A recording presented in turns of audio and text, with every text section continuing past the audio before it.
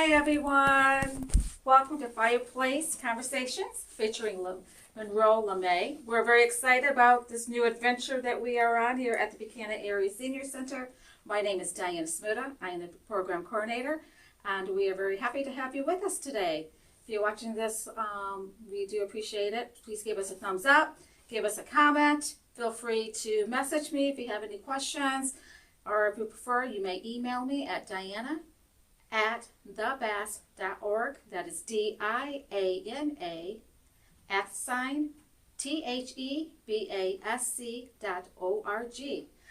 Monroe, thank you. Monroe is our first guest for Fireplace Conversations, and we are very excited to have this opportunity. Thank you for thinking of us. Thank you. Very grateful that you are sharing this and going on this adventure with the BASC. So we're excited. So why don't you tell us a little bit about you? How did you get involved with the Buchanan Area Senior Center? I'm going to take this off just for a moment.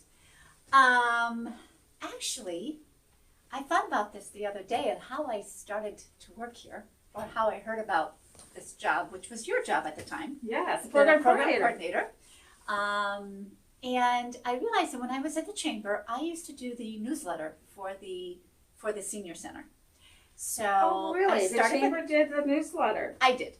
Oh, you did? Yeah, I did it personally. Oh, yep. Okay. So and just because they needed my help and I knew how to do it, so I did that for a while.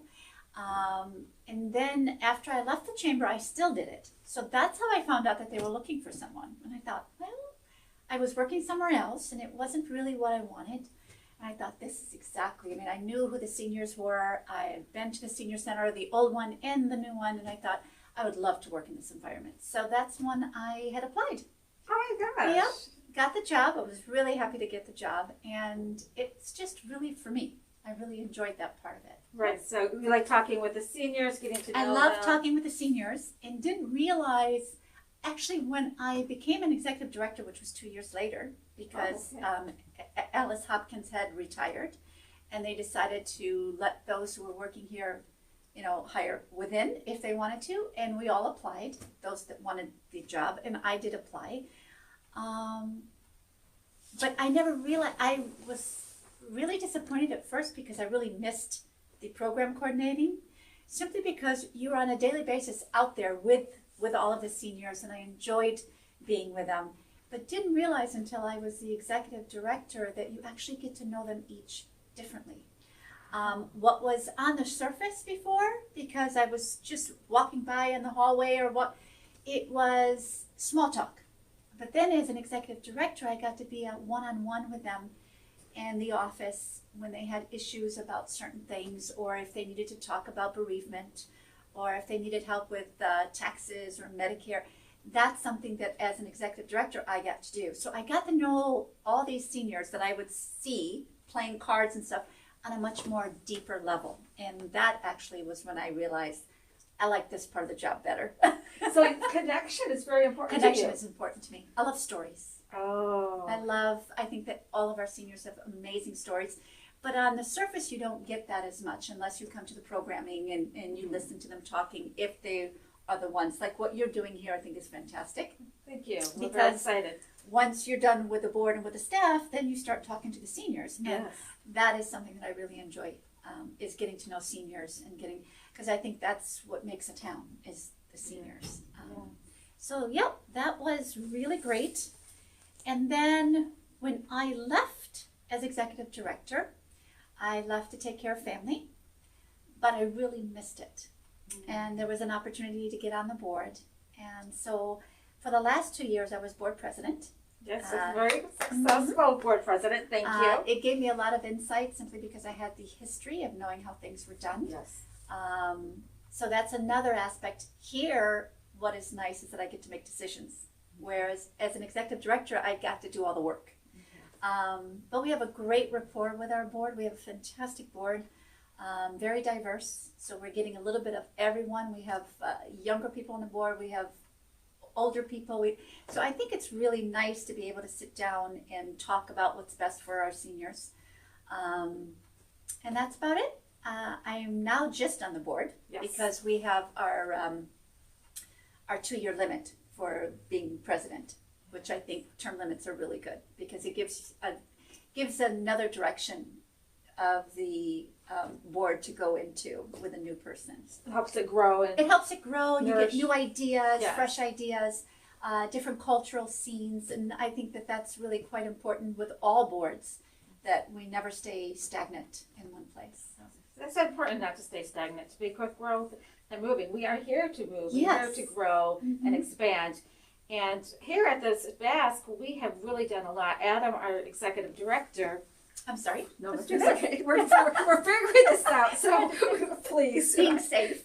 please be patient with us. But going back to being diverse and going with change, and we have an executive director, Adam Burke, who is very in tune on making changes. He's not afraid to do something differently. And he has the knowledge. And he which has is the great. knowledge, yes. And he has brought that to the center. And this is part of the reasons why we're doing what we are doing here with Fireplace Conversations and our future virtual classes and programs, is so we can still stay connected with our seniors. seniors.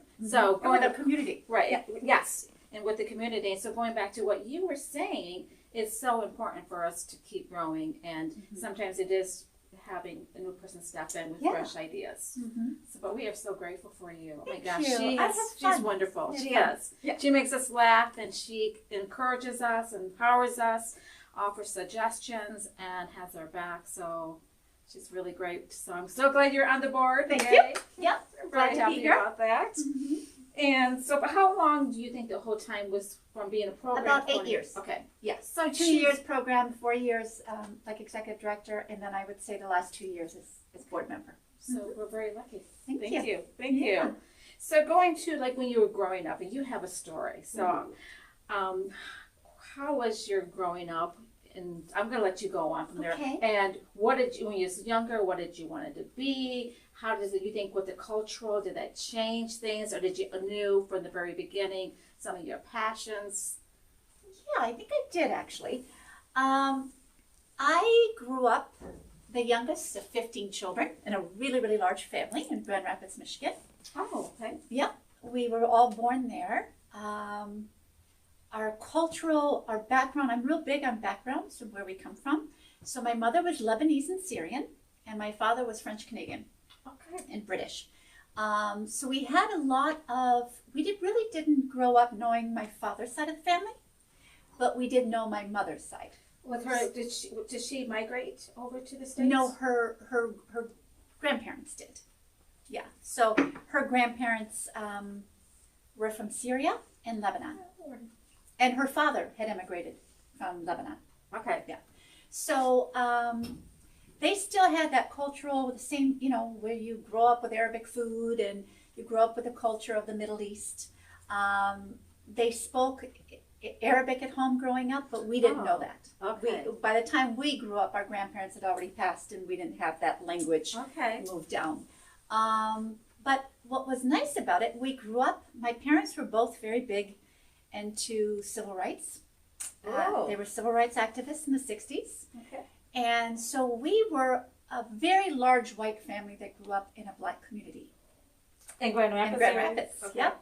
We grew up right off Division Street on Hall. And we basically, it was interesting because we had gone from being Catholics to Jews. We had converted the entire family. My Okay. parents converted the entire family. So there's a little bit of mixture of all cultures there. Definitely. Coming from the Arabic background, which was Christian Arabic, moving into becoming Jewish, and which wasn't unusual for the Jewish community in many different cities, but in Grand Rapids to be very involved in the civil rights movement. So that was interesting. We got a little bit of everything. It's interesting to me now, especially with today's, with racism coming back the way that it was in the days that I remember that. Okay. Never thought it would, but it is. It's ingrained in our history, and it's something that we have to very much conquer, Yes. deal with. Yeah. Do you feel there's a reason why the racism is coming back Is there anything that you think there's a trigger there? Yeah, I think it's been allowed to come back. And in a sense, it is important that we know that it's still there. Okay. Because when something is on the surface but not, something's boiling and it never comes to the surface, it can hit in a time where you're not ready for it. So I think, having a Black president and then coming to someone who wanted to change that, it brought out a lot of feelings of a lot of people and their heritage and how they've always thought. So I think it's important that it come out now. I don't think that we should hold on to it any longer. Now that we know it's there and it's surfaced, we can deal with it. Right. We can actually work on making it better.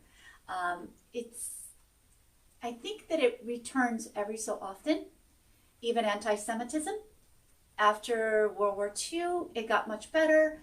But then the first generation dies and you forget. Yes. So those who were survivors of it are all beginning to now leave us, and the history is not being taught properly. I think the same goes for our Native American history.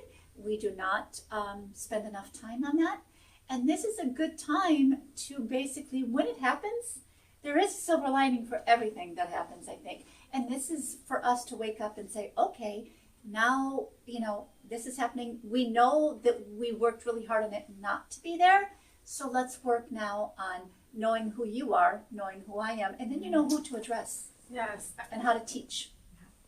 Yeah. I think that is very important. I am very much a person where being aware is very important. Yes. And choosing when we want to be aware as well.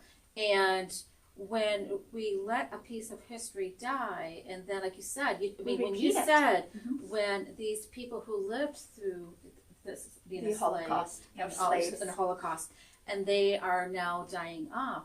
That really struck me, oh my gosh, it really touched my heart. It's very easy to forget. Yes. When you don't have that at home reminding you. Yes. Yeah.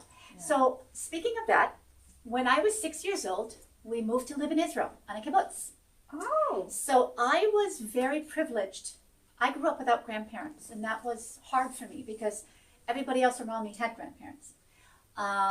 And I think that's why the Senior Center is so important. There is a library of information in one person. And when you don't have that in your family, it kind of disappears. I was lucky that I had parents who told us everything about our family. But I grew up on a kibbutz that was primarily Holocaust survivors. Really? Yes. So everyone became my grandparent. Aww. Everyone's story was told. Yeah. And you become a witness to the history of these survivors. So I think it's extremely important. I was really lucky to have all of that culture in one childhood. Right. So yeah, I was really, it's a different way of growing up. I grew up in a communal, which is very much a socialist. It's socialism, but it's social democracy. I know that word socialism scares a lot of people, but it's not that bad if you do it right. If you follow the rules, it's not for everyone. Some people do not like it. But growing up in it, it teaches you a lot about work ethic, growing and working together collectively. It teaches you a lot of empathy. And I just really enjoyed the history of it, learning why a country would choose 30%. At the time when we moved there, 30% of the country was kibbutz, or communal farms. Wow. And that was based on the history of not having a country designated to you. So, and then having a huge influx of migration of people who didn't have family members because they lost them in the Holocaust. Wow. So you had a bunch of orphans that had to live together and learn how to become family to one another. Yeah. So kibbutz basically is about family gathering. Okay. Oh. Yep. Oh. There's so much out there that we don't know, and it's why we're having these kind of conversations. They're wonderful. One of your favorite memories, was it that you would say? I have great memories from the kibbutz, and I have great memories from being in one big large family, which is a kibbutz in itself. How many children? How many siblings? There were 15 of us, Okay. and I'm the youngest of the 15. Okay. So for us, growing up in such a large family, this is probably I have a lot of great stories and favorite memories, but this is one that sticks with me till today. Right. Because it's important. It's something that my parents figured out that we needed, and it was very, very helpful to us growing up. When you have such a large family, holidays, you don't get to go to somebody else's house. Never, because nobody has that amount of dishes or seats to seat that many people. Right. So the holidays are always been done at our house. And that means all the aunts and uncles and family members come to our house because we can't necessarily move to theirs or even find a car big enough to put us all in. So my parents realized that every time there was a family holiday or a holiday, Thanksgiving, Christmas, we were stuck doing all the work. Oh. And it wasn't really a holiday for the children. Right. And holidays are all about children. So my father came up with an idea and spoke to my mother about it, that they would declare secret holidays, where out of the blue, we just picked a day, and my father would call home and say, get the kids all dressed up, get the house cleaned up, I'll bring the food, and we're going to have a holiday, and it's going to be a secret holiday. So that way all the children can enjoy not having to clean up after people and cooking everything, and we just have a family holiday. It was just with your siblings and your mom and dad? Yep. Just, So that we could enjoy ourselves. I think that every sibling knew how to play some sort of instrument. So we would have, recitals for ourselves, and we'd play games, and it was a holiday for the children. So they found a way to actually make that happen, so that we call them secret holidays. It didn't take long before the neighborhood realized that, hey, something's going on. They're not allowed to come play with us. So they would come knocking on the door and realize, hey, these people are having a holiday. There's a party going on. And eventually it became, our secret holidays always got crashed by neighbors, but we loved it. The neighbors would come in and they'd start playing an instrument, and we would have music, oh and my gosh. very, very cultural. Very nice. So that was one of my favorite memories that I think is important today, especially because I realized that this was the first holiday, Thanksgiving, that we didn't have 30 people and lots of family. Yeah. We actually just had 3 people because of COVID. So it kind of felt like this little secret holiday. It didn't feel like Thanksgiving at all. But it was just as important.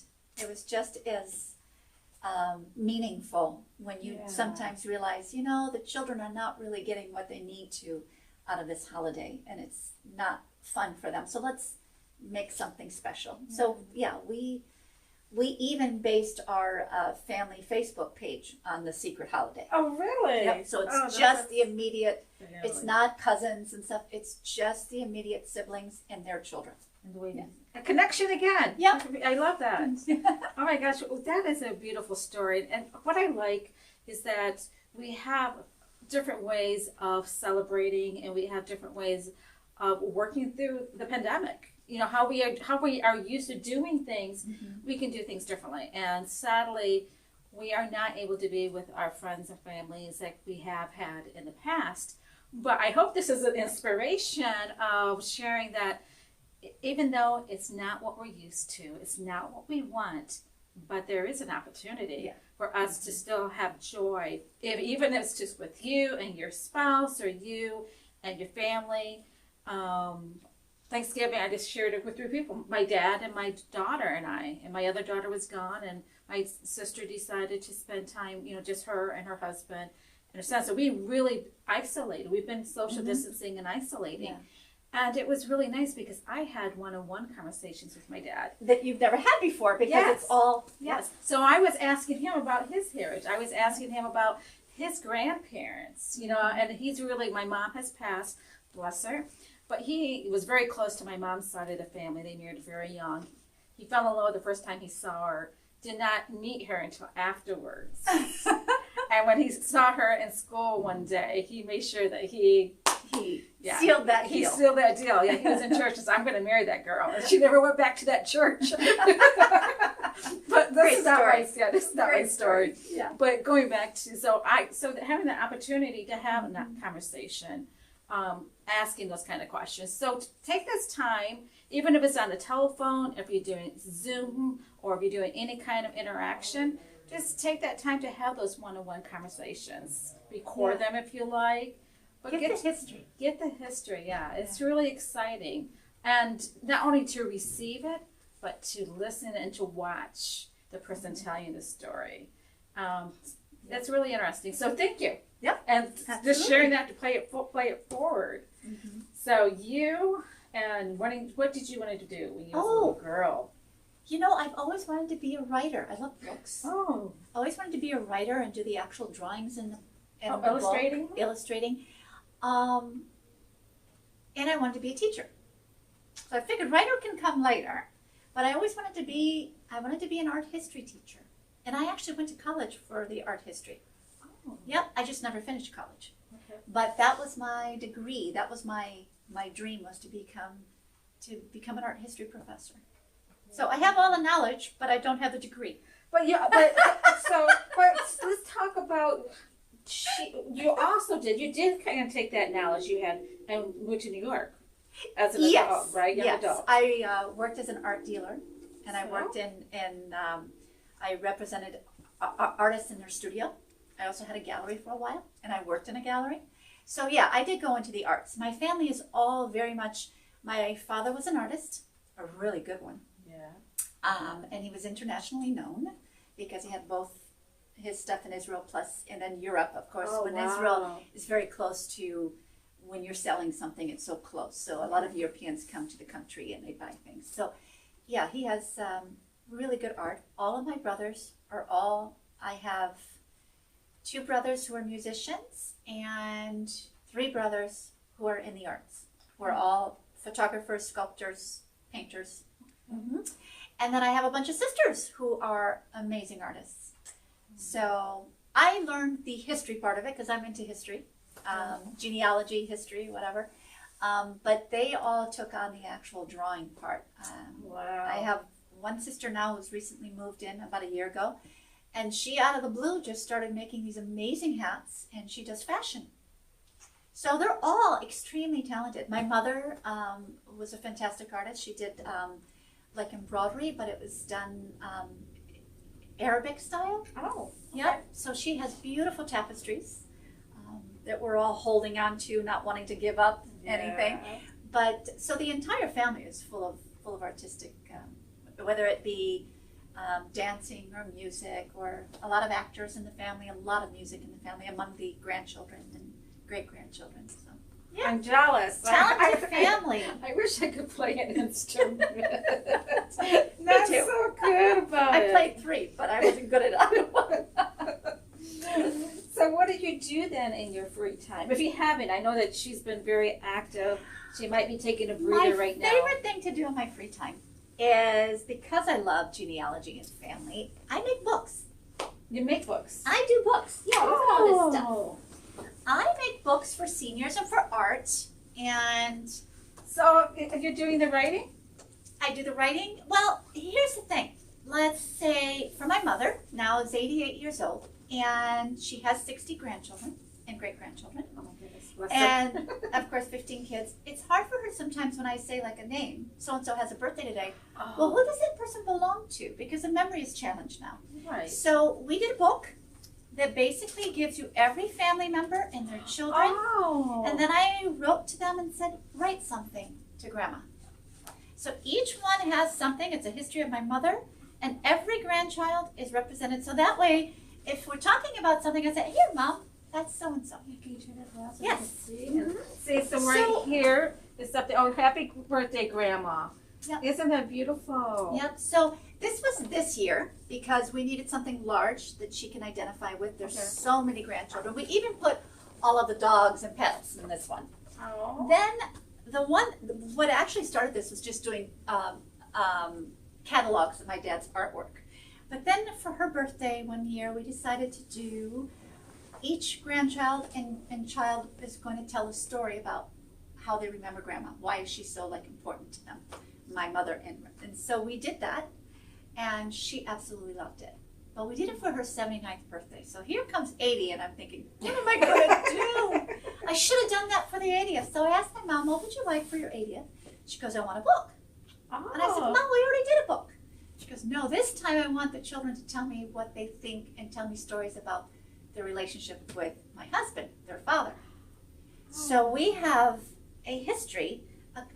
Basically, it is a journal of every grandchild talking about something that they had with their father. So she gets to hear all this about her husband, all these memories that she didn't know about because they happened not to her, but to somebody else in her family. So she gets to see, we get to see my dad from a multi, stories that we never knew about. And the same with my mother. So I think this is something that I think we should eventually kind of maybe find a way to do for our seniors. Right? Oh, yeah! I use the same company each time. Okay. So I kind of know how to do it, and it's just fun. It really is fun. Oh, wow, yes. I found a little book that my father did. It was a project he did for school when he was 12, where he went up to visit his family up in Quebec, his grandparents, and he did a drawing book where he did all the drawings in it, and he wrote a story. Wow. So I went and published that. And then I went to look for all of today how Quebec looks in Montreal. And all the places that he talked about, I got photos of today. So you did the before and the after. Yep. So that his grandchildren know where they come from. Yeah. Yeah. Oh my gosh. So it's been fun. That is really... That's what I do on my spare time. Well, that is huge. Yep. And yes, I would love for us to talk doing about it for our seniors. It's yes. great. Yeah, it's a And we great just- gift, and yeah. it's not expensive. If a family gets together and does it, it's really a great gift. Wow. She's again, that has so much to do with connection. she is teaching us how important it is to stay connected, and there's so many different ways to do it. Yeah. So that's awesome. So many wonderful ways. What makes you laugh? You can't say everything. No, it's funny because I do have one thing that keeps me, we're all survivors somewhere in our life. We've all survived something, difficulties, challenges. And sense of humor has always been something my parents told me would help me through it. So we laugh a lot in my family. I laugh a lot. Yes, she does. That's why I said you can't say everything. I do. What makes me laugh, though, what makes me happy, pets and children. I love to watch their behavior. But I also have a dark side to what makes me laugh. I love sarcastic, intelligent, ironic things. When someone says something, I can laugh at that it will make me gut bust laugh. So there are things that, I like laughing though. I think it's important. There are times when, when your body aches or when you're not feeling well or you have a migraine, if you start to smile, you'd be surprised, it's the best medicine. It is. All of a sudden it changes your whole structure of the face. It changes, it goes from being like this to all of a sudden you're beginning to relax. So I think laughter is a wonderful medicine. I don't like it when people have inappropriate laughing. I think that's just cruel. But I love, once again, getting back to cultures, I love cultural humor. Growing up in a Black community, they have a different they will laugh at certain things that we won't understand. Okay. And when you finally hear, when you figure out that they're all laughing and you're like, okay, now what did I miss? And then they'll tell you something and you realize this is very cultural. The same thing goes with Judaism. Okay. Seinfeld. Yeah. Those are different kind of humor that only growing up in that culture will you get. Others will not laugh at it because they don't understand it. So I think that cultural humor is really, really important. One culture that I think really likes to teach you that is Indian culture. The Indians have a wonderful sense of humor. And when you don't get it, you're sitting there and they're all laughing and thinking, I don't get what's going on here. Then you ask about it and they'll explain it to you. And it could be the simplest thing that you never thought of, but it's definitely cultural. So it's nice to get to know people's culture so that you can really join into the laughter. But I enjoy watching people, not understanding it, but watching people laugh in their own culture. Oh, that's awesome. One more question for Monroe. What bit of wisdom would you like to share with us? That's a good one.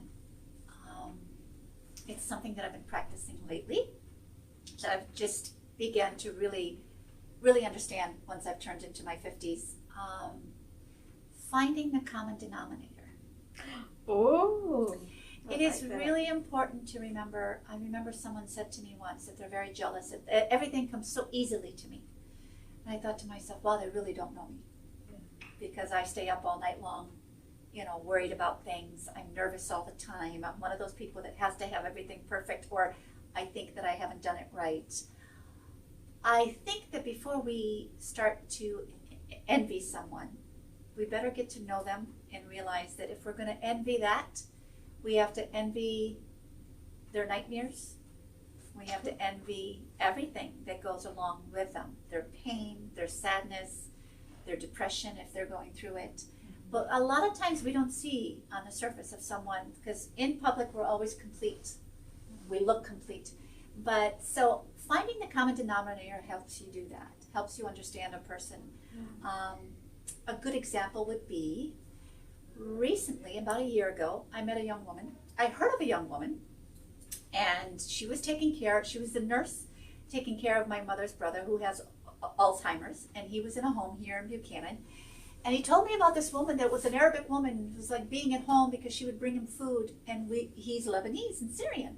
So it was really nice to know that this woman was taking care of him, that they had the connection of speaking the language, and just knowing that when he's at the worst time of his life of not remembering things, if there was someone there that made him feel like his mother. Well, he passed away about a month after he told me about this. And at his funeral, there was this young woman that showed up, and she had a scarf on. She was a Muslim. Okay. But she was crying. And I thought, this must be the young woman that he's talking about. So I went and introduced myself to her. Her name is Nancy. She lives right here in Niles, and she still works in Buchanan. And Nancy and I started talking. We had the one thing in common, was the love that we had for my uncle. Well, it turns out that Nancy's Palestinian, and I'm Israeli. So here we are talking, and I wanted to make very clear, we connected, and we were like sisters, and we had so much in common, the food that we liked. And she actually has a brother who spent 10 years in an Israeli prison. Oh my gosh. Mm-hmm. And here I am telling her, I'm Israeli. My uncle is an Arab, I'm an Arab, but we're Israelis, and I have people in the military. So when I mentioned this to her, I said, I need you to be very honest with you, because you may not want to be friends with me.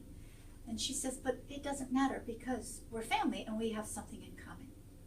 So I think it's very important to find peace in our world, is to find the common denominator. There's always something. If you start to get to know people and you go back in time and history, that's why I think that, that our histories are so important.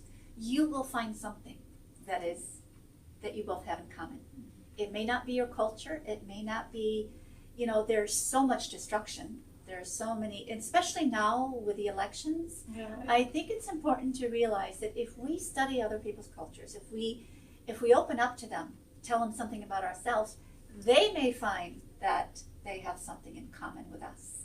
And then that common denominator, which is so important, is what's going to be that filling that gap that we're not familiar with, and that we need to have in order to enjoy each other's cultures. Yeah. I just was watching Prima Children. She's a nun, and she has books. I'm really into empowerment and spiritual empowering. And I just was watching her the other day, and she had mentioned something very similar to what you just said. She said that I try to find what it is about them that is also about me. About me. Yes. Exactly. Because then I can relate to what part of of them is me. Right. And yes. And that's the first thing we learn about empathy. How can I relate to this person? Yeah. Where I can see them as a human being, and not as a color, or not as the enemy. Or with judgment. Yeah. Yeah. With judging somebody. So we need to communicate more. We need to ask questions. We need to, and I find that that when I speak to our seniors here, and when I would go in behind a closed door and we talk about Medicare, and we talk about very personal things that I'm not allowed to even share because that's the Privacy. safety and that's the privacy. And that's trusting. Yeah, They're able to it's talk trust. to you, right? And all of a sudden I realized, wow, I have more in common with these people than I ever thought. I may be the only Jewish person in town, but I have more in common with these people than I ever thought. So I think it's important for us to listen and to find that common denominator. And I've only discovered that, recently. So Well, then we do, like we said earlier, we always keep growing. exactly. So, yeah, that's wonderful. Anything else you'd like to share? I think that it's important for our children of our seniors to remember that there's so much, there's a library in each one of our seniors, a huge library that we haven't read yet. So ask the questions, don't ignore them.